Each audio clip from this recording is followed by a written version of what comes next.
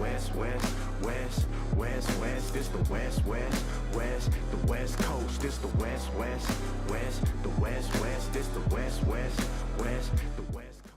All right, all right, all right. West Coast mindset back at it again. The sports news never stops here, and it got even spicier with what happened in the last couple of days. We have more going into this investigation going on in the NBA for a guy that should have been traded by now, but of course the trade should be on hold. And in case he's been under a rock, you know what I'm talking about. So I'll break down the latest news on what's going on in that situation.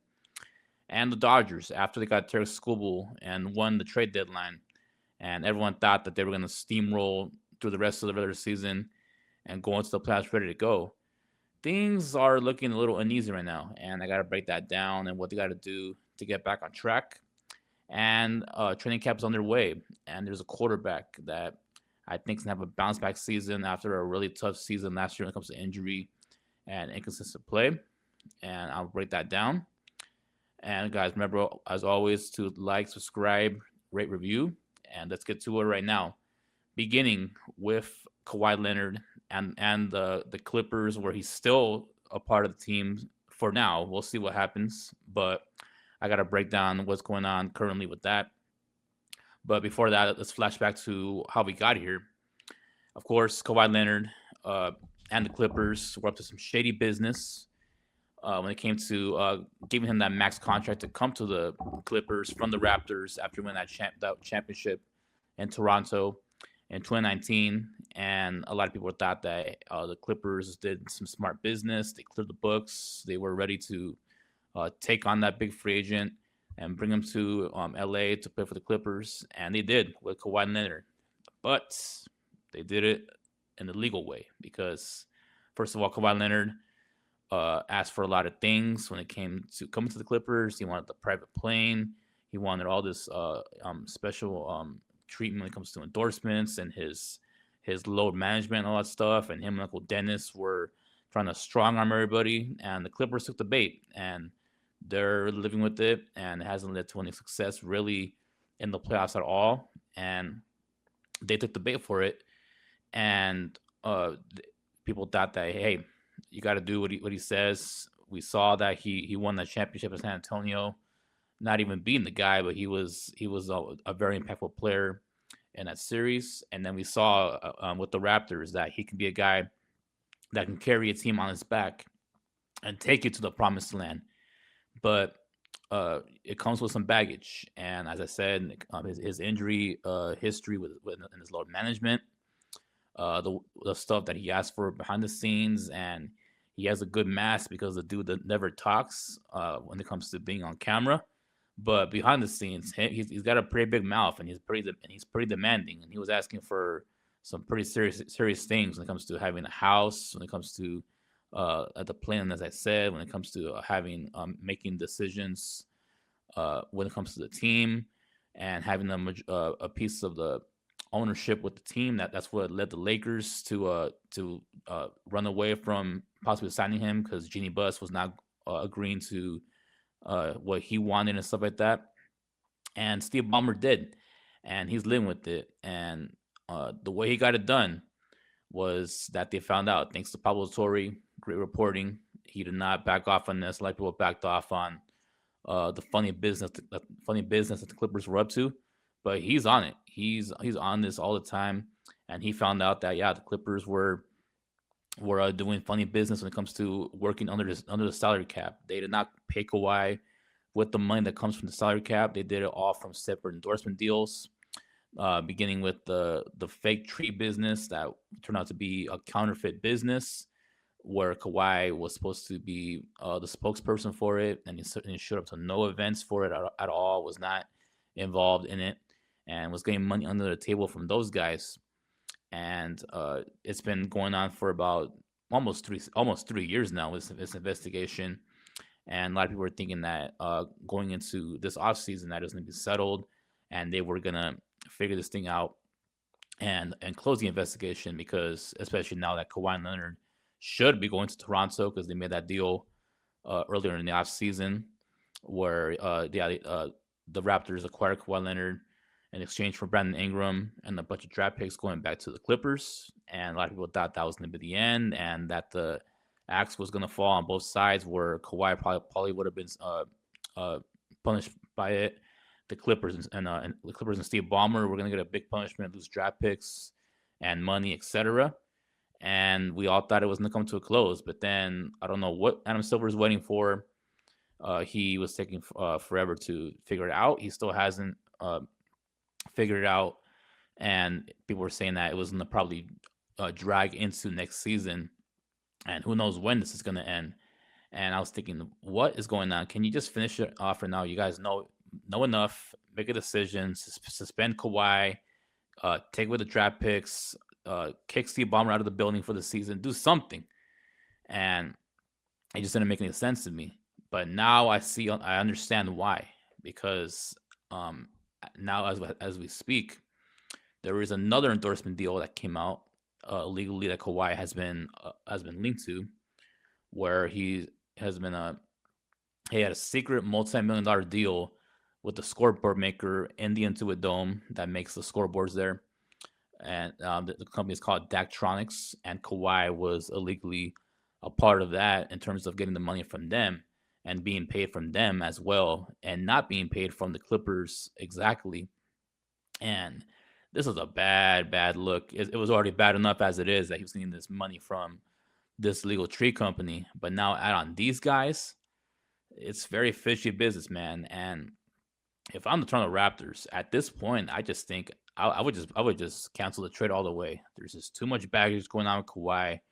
The dude's shady, as I said. He doesn't speak, but behind the scenes, he really speaks. And the fact that he was really willing to come over here and do this illegally and take on both of these endorsements to pay him and not have the team pay him at all, so we can load his roster and try to win.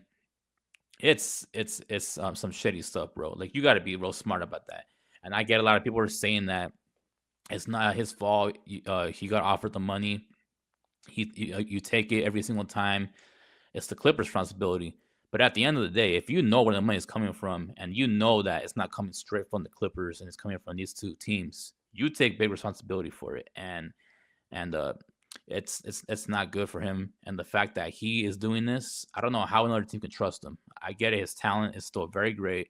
When he is healthy, he's still a really great, really good player. We saw going into last postseason and a big stretch of the season, he looked like the Kawhi Leonard that was in Toronto, that great two-way player. And he was carrying that Clippers team for a big portion of the season after they got to that terrible start. And he was able to get them into the play-in. And luckily, the Warriors caught fire, and they were able to take him out in the play-in. But Kawhi was a big reason they even had a chance to even get in the play-in to speak with. But now, with all the stuff going on with him, I just don't know how the Raptors can come back from this and want him at this point. The Raptors still have a really good team. Brandon Ingram, I get it. He's not Kawhi Leonard's level, but he's still a pretty good player, and he's still an all-star level player. I don't say he's a superstar, but he's still a really good player, and he can be an all-star any other season. And yeah, the Raptors have too much going for them. They have so much young talent. And I get it with Kawhi on that team. I was thinking that they were going to be a contender right away, and they would be. But just with all this stuff going on, and if they acquire him and they bring in this baggage along with it, it's just going to be a constant distraction in the entire season. And I don't know if that the Raptors want to welcome it. It's just too much, and I don't think it's a good idea to acquire him at this point. And for the Clippers, they're stuck in a hole here because you got Keenan Wagler with the 5th overall pick this season, and he looks like he's gonna be a player. And you gave up Kawhi, and we're trying to go young. You got Darius Garland in that trade, giving James Harden up to Cleveland to get Darius Garland, and they were looking like, hey, we're trying to get it under the Kawhi Leonard story. You want to get all this bad luck off of us and get him out of here and go young. But now he may be able to come back and you got to deal with that again. And now you have this new crutch in this investigation to go along with it. It's just a really really bad sign, and the fact that uh, this is getting even worse and worse. And as I say, credit to Pablo Torre for reporting this and keeping the story alive.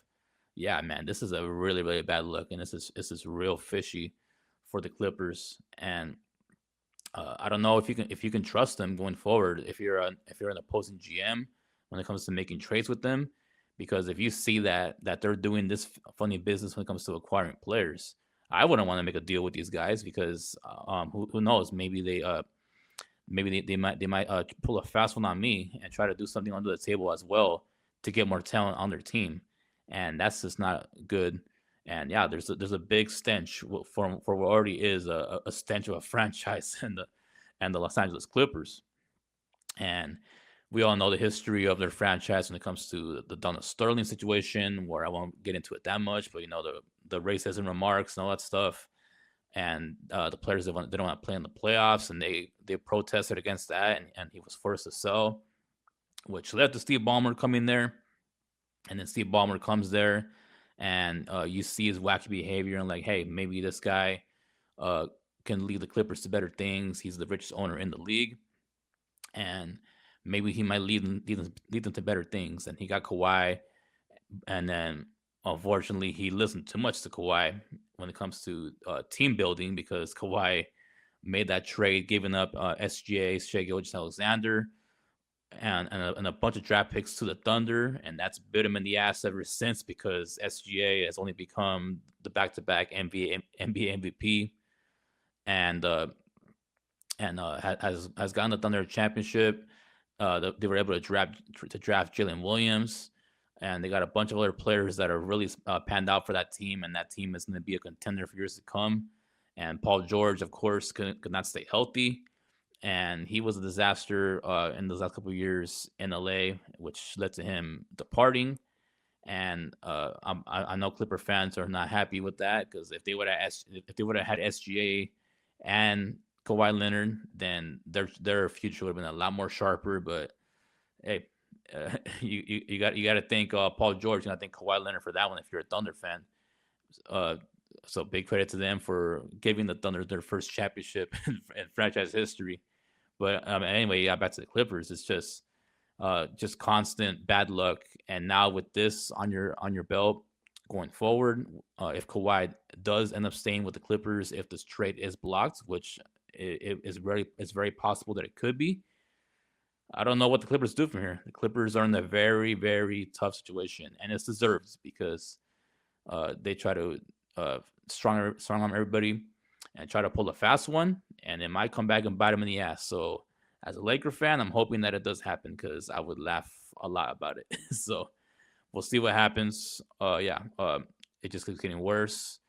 And whenever Adam Silver decides to pull the trigger, if he ever does, I'm hoping it's severe. It's got to be severe, because at this point, it's just too much stuff going on when it comes to Steve Ballmer making these decisions, when it comes to Kawhi making these decisions, and just with the way everything's going, the Raptors maybe having cold feet. You got to drop the hammer down. I think you have to suspend Kawhi Leonard for the season. I think you gotta keep Steve Ballmer away from the building and from the franchise for the whole year, and give him a big fine, and take away draft picks for the next 5-6 years. That's the best thing you can do. And Adam Silver, you better not be soft, bro. You better drop this hammer, because if not, then we'll never look at you the same as commissioner. You already have a bad rap as commissioner as it is. So if you want to get yourself back on track, this has to be the move you make. Drop the hammer, depending on where Kawhi is, on if he's a Clipper or a Raptor. Drop the hammer, drop it on him, drop it on Steve Ballmer, and we will look at you a lot better when you step out as commissioner. And we won't look at you as that soft commissioner that you're known as in the last couple of years with you on the job. So we'll see what the Clippers do. But yeah, this situation just keeps getting crazier and crazier by the reports. And yeah, Kawhi and Steve Ballmer are not going to give views right now. And we'll see what happens when Adam Silver officially possibly drops a hammer to end this crazy long investigation. All right, so moving on from an LA basketball team to an LA baseball team and the Dodgers, who were supposed to go on this huge run and win the Thursday championship right away after acquiring the best pitcher in the game in Tarik Skubal, and they were gonna absolutely dominate and head into the playoffs and run away with the best record. But that's not the case. They have struggled ever since then. They're 1-6 since acquiring Tarik Skubal, and they got swept by well, before the trade happened, they got swept by the Red Sox at home. Then they go on the road trip and get swept by the Cubs, and then they lose 2 out of 3 to the Diamondbacks in Arizona. And as I speak, they're currently losing 3-2 against the Kansas City Royals at home. And I don't know what it is. Something's just not right. The spark is just gone. There's no life in this team. I don't know what's going on. I think maybe they got a little too confident because they're thinking that, oh yeah, we got Tarik Skubal now. We're just gonna limit teams to scoring, and we don't need to score a lot of runs. And the offense has shown that because they're not producing anything at all. They're striking out at a crazy rate. They're chasing so many pitches. I don't know how many times I watched the games on this recent road trip, where they were just constantly just chasing out of the zone. I'm like, bro, show some discipline here. Like work the count. Be more patient when it comes to hitting, because they were trying to do way too much, and it's really cost them. And yeah, the offense is really struggling to score. Edwin Diaz, ever since he came off the IL after having that long injury that kept him off for a couple of months, he has been good ever since reclaiming the role as closer. And the velocity looks good, and on all it looks good, but his location and just his body language and his confidence just doesn't look high. And he got that big contract, obviously in the offseason to be the closer, and he just has not been good. His ERA is over 11, which is insane to say, but yeah, he's been really, really bad, and he has not lived up to the billing he was supposed to have coming into the season as the closer. And Justin Robleski has been what was the biggest story in the starting rotation during the first half of the season. Became a first-time All-Star this year, well deserved. Was very productive in the first half of the season, and you can make the case was the MVP of the starting rotation.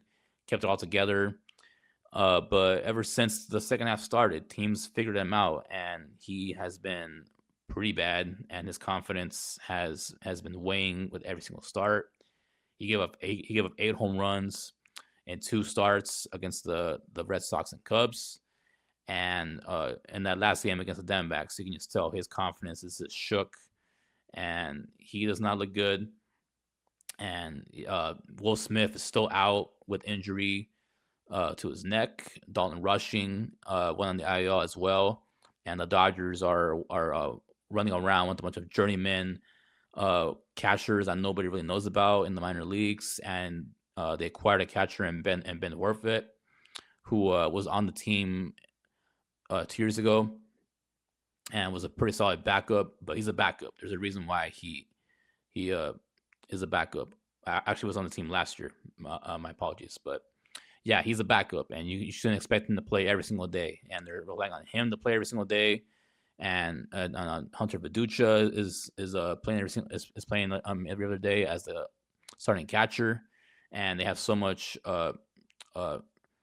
guys playing in that position. There's no clarity there, and yeah, they have issues catching, and just overall the offense just has not produced, and they got to figure it out. There's no excuse here. They are the best team in baseball, talent-wise, on the roster, and the Brewers passed them for the best record in the league. The Braves now passed them for the best record in the league. So the Dodgers, if they keep playing like this, they might not get a first-round bye going into the playoffs, and they're losing steam. They're running out of time, and I'm not trying to panic right now. I get it. We saw last year they had that bad 2-month stretch where they were under 500, and people were thinking, hey, the Dodgers may not have it. This may be a championship hangover.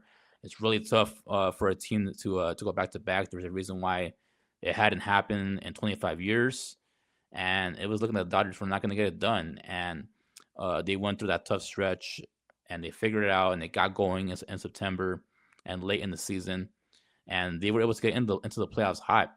And that's what I'm hoping they do again this year because ever since the All-Star break happened and the Tarik Skubal trade happened, they've been stuck in the mud and they haven't been able to figure it out. And they're way too talented to be playing like this. Uh, Shohei Ohtani is still playing well. He's still playing at a high level. Freddie Freeman's still playing at a high level. And Max Bunty's had a bounce back year. But there's other guys that got to step it up. Kyle Tucker, although he has shown signs lately that he's starting to pick it up a little bit and starting to look like the guy that they were trying to acquire when they signed him to be the guy, to be the missing piece to go for a third straight. But he's had his up and downs this season. Although, as I said, he has showed some signs of up and up going forward. But yeah, we still expect a lot better from him consistently. And Mookie Betts, I love Mookie Betts ever since he came to the Dodgers. I've been a huge fan of his, and he's done so much for that team, not just in the locker room, but on the field. And he's a first ballot Hall of Famer, no question about that. I'm not even going to debate you on that. The guy is, if he retired tomorrow, he would be in the Hall of Fame already. He would take a step in there as soon as possible. But you got to be real, man. I gave him the benefit of the doubt last year because he lost all the weight going into the season, and he had by far one of his worst offensive seasons of his career, probably the worst of his career. And he was able to, and also he was learning a new position. He was playing shortstop full time, and I gave him the benefit of the doubt with that, and he started to pick it up a little bit going to the playoffs and had a couple of timely hits in the playoffs. So I gave him that. But if you look at his overall season, he didn't have a great year, and I gave him the benefit of the doubt for that. And I thought this year was going to be his bounce back season after that. And I was saying the same thing going into this season. I thought after seeing this slow start, he's still trying to get his legs under him. He's going to figure it out. He knows how to play shortstop now, and he's going to figure it out. But we're running out of time here. We're in the second half of the season. The dude's still batting in the mid 200, actually under the mid 200s. He's hitting like 230 right now. Doesn't have a lot of home runs. He's not getting on base as much. And you got to be real. Dave Roberts has to put him down lower in the lineup. He's hitting fifth most of the time, hitting fourth sometimes in this lineup. And the dude's is not producing. You got to be real. Like, at this point, I wouldn't be upset if he was batting eighth or ninth. I got to be realistic because I get it. He's Mookie Betts. He's a superstar caliber player when he's himself. He's a future Hall of Famer, as I said. But for the good of the team, I just think he has to be put down on the lineup and be given the boot because he just hasn't shown it on the field. And I get it. He's the lead. He's one of the best leaders in the clubhouse, and he keeps the team loose. But to be the leader, you got to lead by example, and he's not doing that. He's not leading by example offensively, and yeah, he's got to be put down the lineup. So I'm sorry, Mookie. It is what it is. I love you, bro, but hey, you're not producing, and you have to pay for it. And I think Roberts needs to put him down the lineup and see if that will get his motivation, his motor going. Because when you're going from hitting leadoff to third to fourth, all the way down to eighth or ninth, that's got to put a spark in you. I don't care who you are, like especially if you're a player of that caliber. And hopefully that does that for him because the Dodgers have treated him with kid gloves and they've been waiting for him to break out, but he just hasn't done it. And it's time for him to pay the price. And I think they got to drop in the lineup. So hopefully at some point they'll do it. I doubt it, but if I was Dave Roberts, I would definitely do that. Now to the pitching. The pitching has not been good. Bullpen has been pretty uneasy. Will Klein was put on the IL, and some other guys were put on the IL, and the bullpen just has not been as consistent in the late innings. I already talked about Edwin Diaz. He has been very, very bad ever since coming back, and Will Smith and Dalton Rushing being out is a big part of it. I get it. Now a lot of the pitch calls are coming from the dugout, and a lot of it is pitch calm. But at the same time, a relationship between the pitcher and the batter is still important. And not having Will Smith and Dalton Rushing out there it's really affecting the pitching and really affecting the bullpen. And for Tarik Skubal coming in, he's not used to throwing to these unknown minor league catchers. He wants to throw to Will Smith. He wants to throw to Dalton Rushing. And the fact that they're not out there is only affecting him as well. He gave up 3 runs in the start tonight, and he just didn't look as sharp. There was moments there because there's still flashes because the dude still has great stuff. And when he's at his best, he is as dominant as they come. But a lot of things are just not going right when it comes to the team.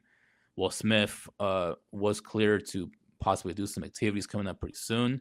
So hopefully Will Smith can come back, and if he comes back in this lineup, not only as a hitter, but also as the play caller behind the plate, leading the staff, then that'll possibly get things going, and help the Dodgers get going.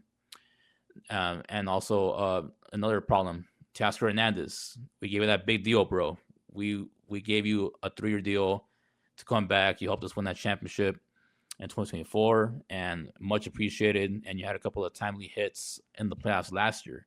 But this season, bro, you have not been good. You got to pick it up. You have to be that difference maker from the right side, that power bat in the middle of the lineup right now, especially without Will Smith not being out there. You got to be out there and produce some power and stop hitting the double plays and stop striking out, because that's all he does. When literally every single time I see Teoscar Hernandez come up to the plate, it's a strikeout or it's a double play, and he did it again tonight many times. And yeah, he's looking like a liability. There was already rumors out there that he was going to be in trade talks and possibly be moved at the trade deadline, but the Dodgers did not do that. They believe that he was going to find a way to break out of it, but he still hasn't done it. And he's running out of time, and the patience of the fans with him is really starting to run out as well, along with Mookie Betts, and it's becoming a problem. So he's got to figure it out, and this whole offense just has to figure it out. I've already suggested that Ohtani should be moved down from the leadoff spot to the number 4 spot and give some more production there. But with the way things go, the way Ohtani rules in that locker room when it comes to the organization, I just don't know if they have what it takes to ask him to do that. They could try, but at the end of the day, it's all up to Ohtani, and I doubt that he would be welcome to do that. But it wouldn't hurt to ask, and if they ask him, maybe that'll help move him down to the 4 or the 3 spot and give some kind of spark to this offense, because it's been lifeless the last couple of weeks, and they just have to get it going along with this pitching. And if they can start scoring runs, the pitching can settle down and they can go back to playing the way they should. And if they play at their best, then obviously we know they're on paper and on the field last 2 years, they are the best team in the league and they can be unbeatable. And with this roster, it should be unbeatable, and it just hasn't happened. But help is on the way, as I said, possibly with Will Smith. And then we'll see with Tyler Glasnow and Blake Snell. They're on the way back as well. They should be back in the next week or two. And that'll help. And that'll possibly lead to Justin Robleski maybe being sent down to the minors, maybe being put on the IL with some injury or something like that. But there has to be a shakeup in the starting rotation, because now when you have a starting rotation with Tarik Skubal, Yoshi Yamamoto, and then you got Glasnow, Snell, and others, then it becomes really scary. And then you have some confidence going in, like, hey, this is what we wanted going into the playoffs, and now we have something. And they haven't shut down the story of Ohtani coming back as a pitcher, and you add him to the rotation, which I don't think is a good idea, because now you got Skubal. I think you should just have Ohtani be a hitter going forward the rest of the way. But as I said, Ohtani has a big stick, and he rules what he does, and he wants to still pitch. So if he wants to do it, then we can't stop him. So we have to deal with it. So Ohtani may come back in the starting rotation, and if he does, then good luck to him, and I hope he does well. But there's a lot of questions now about the Dodgers going forward. I did not think that after the trade. I thought, as I said, they were gonna run the way and steamroll the rest of the way going to the playoffs. But there's a lot of things they gotta figure it out. and they're running out of time. And as I said, they're chasing two teams for the best two seeds in the National League. And yeah, they got to get it going right now and get it going quick because those other two teams do not want to show mercy. They want to throw the Dodgers back as far as possible and make them play more rounds to get to their ultimate goal, which is winning their third straight championship. And uh, if that's the case, then they did it last year, starting off from the wildcard series. But to do it again, it's not going to be easy. So they got to get it going and get it going now. And hopefully it starts tonight. And we'll see you going forward. So figure it out, Dodgers. Dave Roberts, get some fire up their ass. Do something, bro. Get them back to what they should be doing. And if you do that, then it'll only show on the field. So we'll see how it goes. All right. So to close out the show, I'm gonna talk about a little bit of football here because I'm not really big into preseason football and training camp as much, but I am when it comes to this quarterback and Jayden Daniels. He had probably the greatest rookie season we've ever seen from a quarterback 2 years ago when he got the Commanders to the NFC Championship game, and he was an absolute phenomenon. And the dude was just fearless. He looked like a vet quarterback out there. Was not afraid of the moment, and yeah, the dude really was on the up and up in his career, and he still is. He's still very young in his third season in the NFL, and a lot of people were thinking after that rookie season that he was looking like the best quarterback in that draft over Caleb Williams, and I was one of the rare people that thought he should have been number one in that draft, and the Bears should have got him with that first overall pick over Caleb Williams, because I was a huge Jayden Daniels fan at the University of LSU, and I thought the dude was going to do some great things in the league, and he showed it in that first year, and I was looking real smart in that first year because, yeah, when you get your team that far as a rookie, then, yeah, the expectations were through the roof, and he was looking like he was going to be something great when Caleb Williams had a bit of an uneasy first season. And then obviously we know what happened last year. The dude took an absolute step up, and the sky's the limit for that kid in Chicago. And yeah, it looks like the Bears picked a pretty good one over there, of course, with Caleb Williams. But let's focus on Jayden Daniels here. And Jayden Daniels, yeah, he had a really subpar second season. They were 2-5 in his first couple starts of the season before he had a lot of injuries, had a knee injury, had a couple of arm injuries, and that was the issue coming out of LSU. His build, he's not a very big guy. He was a bit of a slender build, and that was the things that cost him in the draft because people did not think that he was going to be able to last, and that showed his ugly head last year because, yeah, he got many injuries, and he got to the point where when they were out of the playoff contention altogether, the Commanders just said, "Yo, you're not touching the field anymore, bro. You're not getting out there. You've had too many injuries. We're not putting you back out there. Just sit on the bench. We'll try it again next year." And yeah, going into this season, I thought maybe the Commanders could really be a surprise team and shock some people going into this season. But then they get some bad luck, and we've seen in training camp there's already been a couple of injuries out there that could possibly change the future of the teams going forward. And this was a big one for the Commanders. They lose Larry Tunzel due to a torn triceps injury. It's not season ending, but he's going to miss a big portion of the season, and that's a really, really big loss because obviously that's Jayden Daniels' blind side.